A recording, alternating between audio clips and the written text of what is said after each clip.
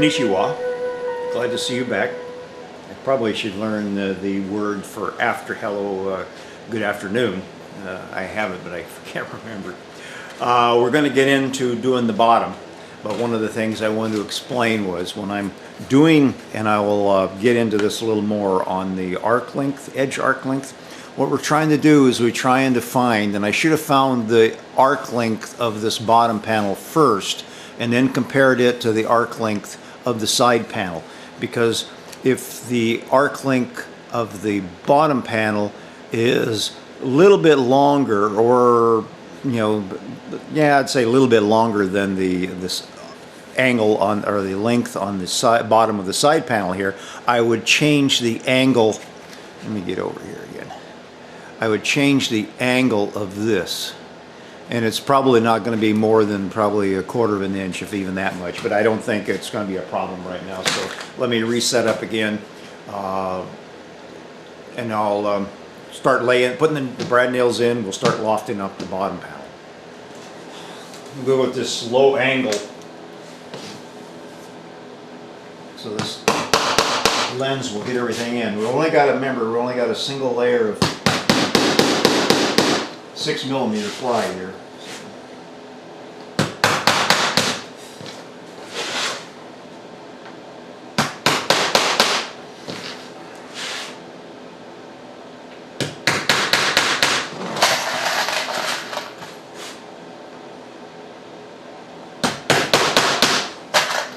Try to be on the station line in our offset mark, dead on.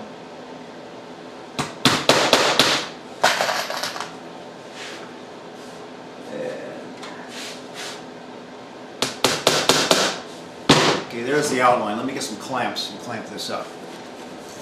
I started off down there by putting the mark that we made for the end, the transom of the side panel. And we'll see how we come out when we get around to the bow here. And damn, it's a little bit longer, so I may have to make an adjustment on the length of the bottom panel, which I kick myself in the patootie for not doing on the angle of the bow. I probably would have raked the angle just a little bit more.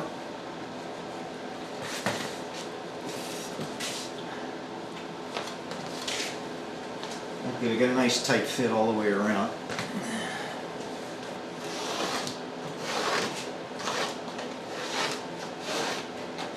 Do a light pencil mark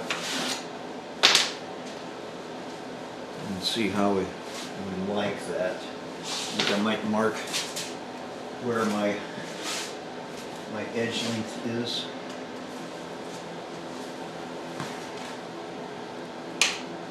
Up here. And red, and where the bow is on this. I may fix this in post after I get it wired up, just to see how it actually comes out.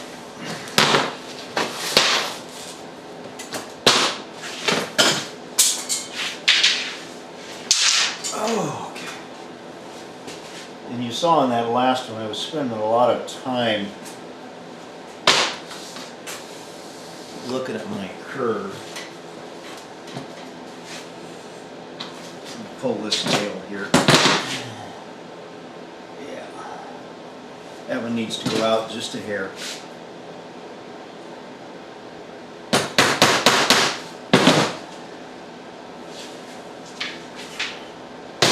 Everything else looks good.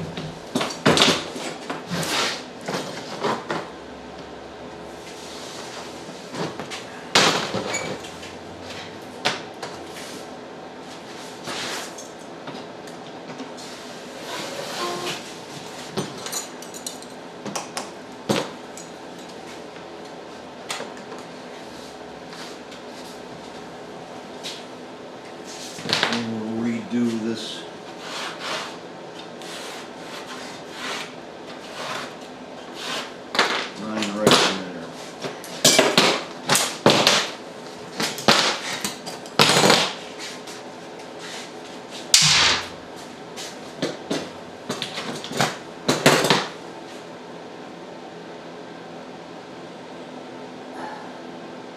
I like that one much better. Let me get my tape and my plans. Pardon me for getting in front of you. This was on station line 2.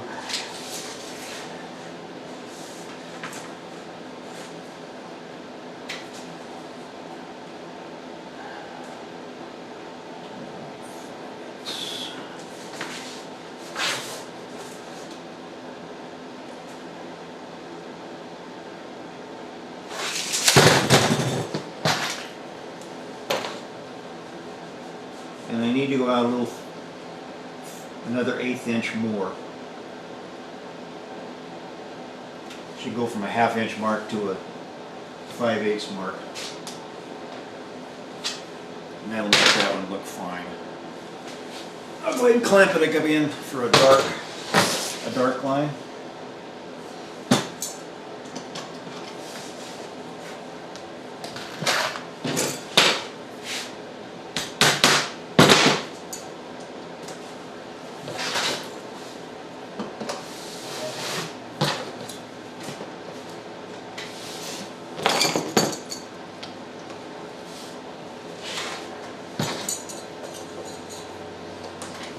This arc up here gets a little more severe, so you're going to have to add more clamps to keep everything nice and tight.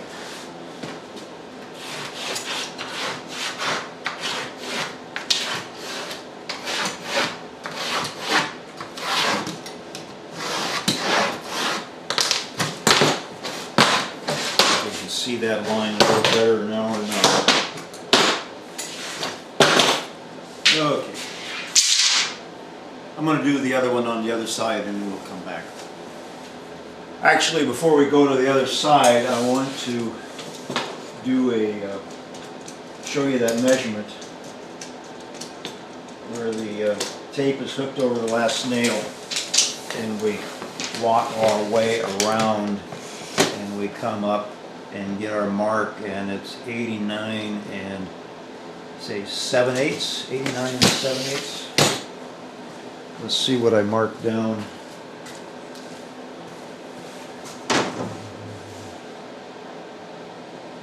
'89 and 5/8. So I'm off 1/4 of an inch. I didn't think I was that far. That looks about right. So I may trim this line back a little bit, but I can do that after I wired it up.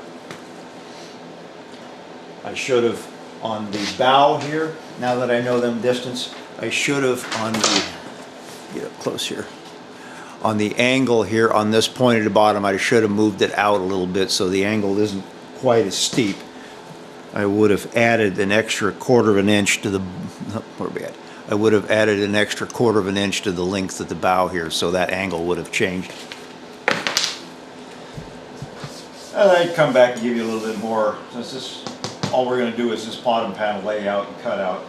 I like my lines. When I did this one, I went and moved the nail over to the new position, and that line along here looks perfect now. So I'm quite happy with that. So clamp everything back down and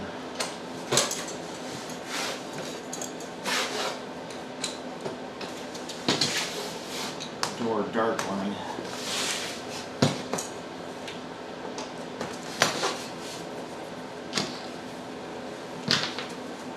I mean, this is just taking a few seconds. Probably laying out the station lines, the offsets, and what I'm doing now. It probably could have been done under an hour, and probably even including the cutout. So, but if it takes you, all day, that's fine.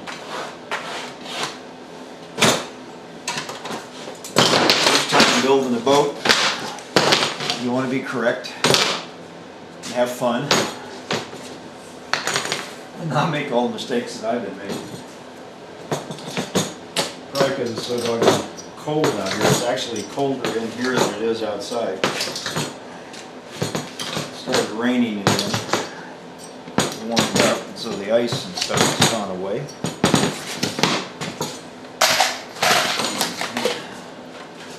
This goes away. Put that in the way too. Let me go ahead and get my saw and we'll start cutting this baby out. I took my brace and bit and cut a hole here so I can get my jigsaw into. I'll go ahead and do this across here. When I look at these areas of waste, you know, along in here from the side and corner, I don't want to cut them into something that I can't, like, I can use this as a triangle or whatever. I mean, it's all good wood, so I'm going to try to save as much of it as possible.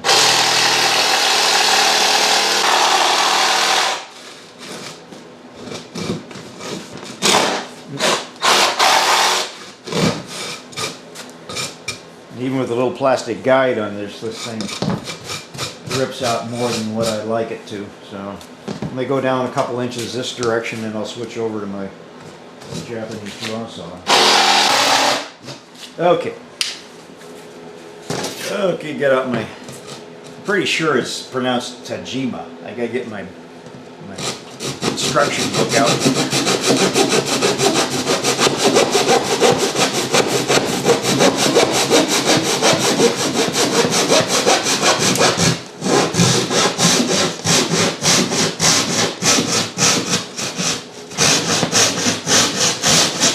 This thing just cuts right along the curve.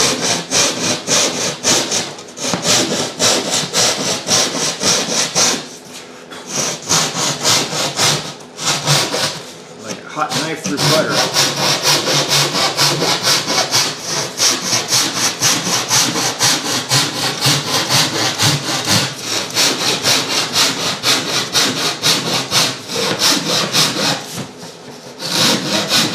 Remember what I said about your fingers. Keep your hands curled over.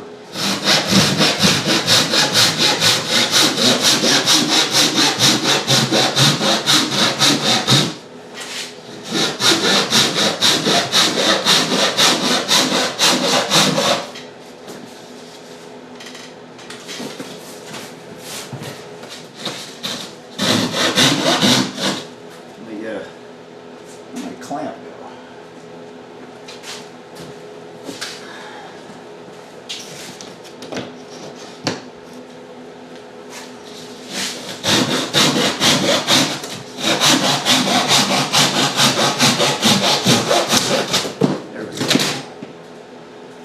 Slide this over to the other side now and do the other one. We'll come back when it gets cut out. Now put Mr. Tajima back in his case and set this aside someplace. What do we got?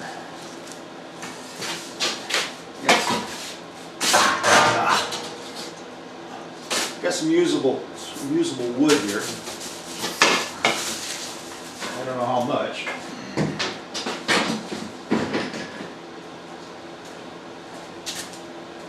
Okay, let me center this back up again. I think one of the things that would have helped on this Milwaukee using the little plastic guide here was if I'd taken this off, because this makes it set proud by about a, I don't know if you can see that in there. Yeah, you can see the shadow. It sets up this much higher than the bottom, so I would have gotten smooth if I would have taken the bottom plate off. So remember that if you're using the little M12 saw, which I got mainly for cutting out 2 layers of plywood, but Mr. Tajima works just as well. So we'll come back. Mr. Tajima did such a good job on the edges that we're just going to jump in and see what do I got here. I got the 1 inch. I'll do the 1 inch all the way around. This is for the tape. 2-inch tape edge.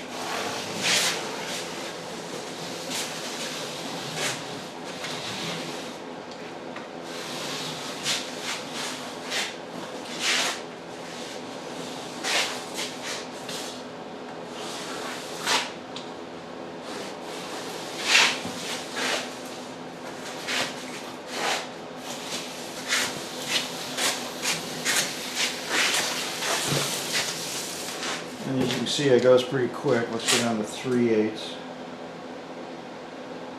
This is for the tie wire line. I got a little notch, I think I've said that before, a little notch in the end of my to hold the pencil in.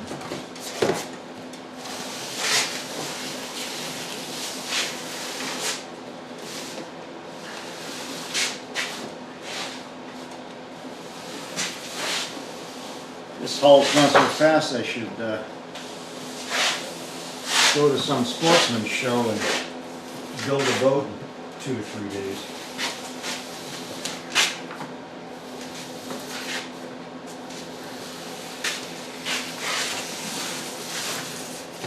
Okay. And this is the 1.5" for the 3" dig.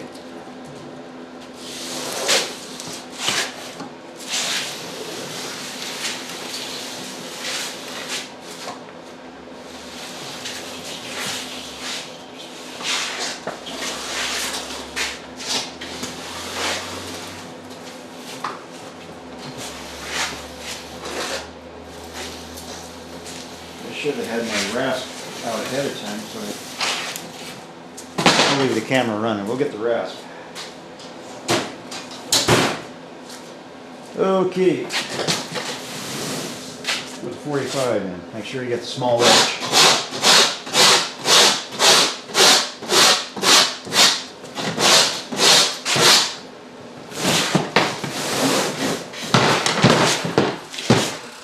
And it does shut off. Okay.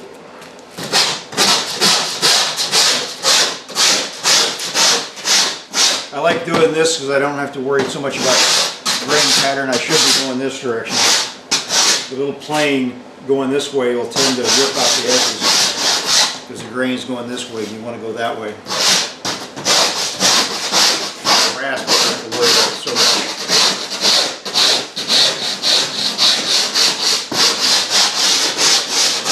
Much of a devil, just a little bit, make it easier to line up.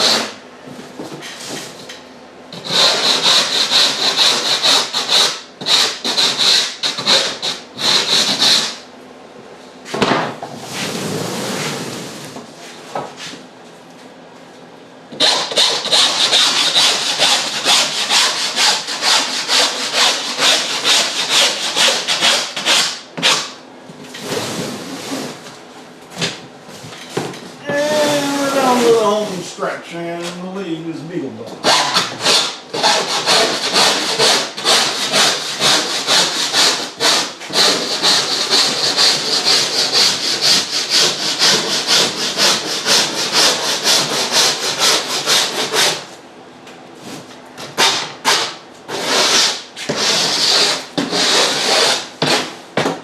And I should have had my drill out. Let me get the drill. We'll come back.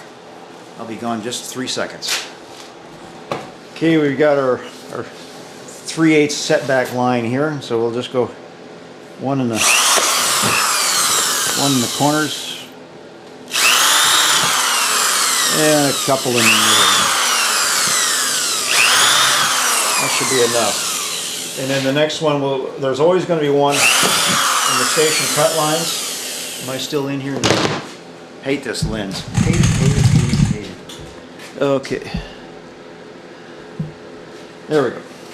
Okay. Back to square one again. We're going to put one on each of the station lines here.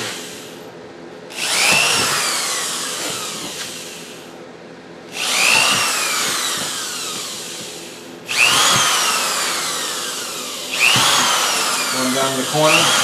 And then we come back one halfway in between.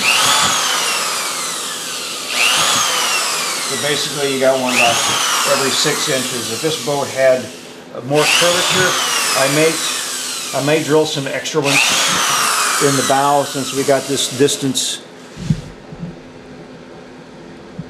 this long distance here. I will go ahead and drill 2 more in here, equal distance. So we got the end points and then 2 in the middle, and that's it down there. Let me go down and do the transom. Already got ones in the corners on that side, one over here, and I'll put one in the right down on the center line, and then one equal distance on either side. Now I'll work my way back up, but I'll go over 6-inch station line, half a station line. Let's see which one's the station line. This is the beam line here, okay.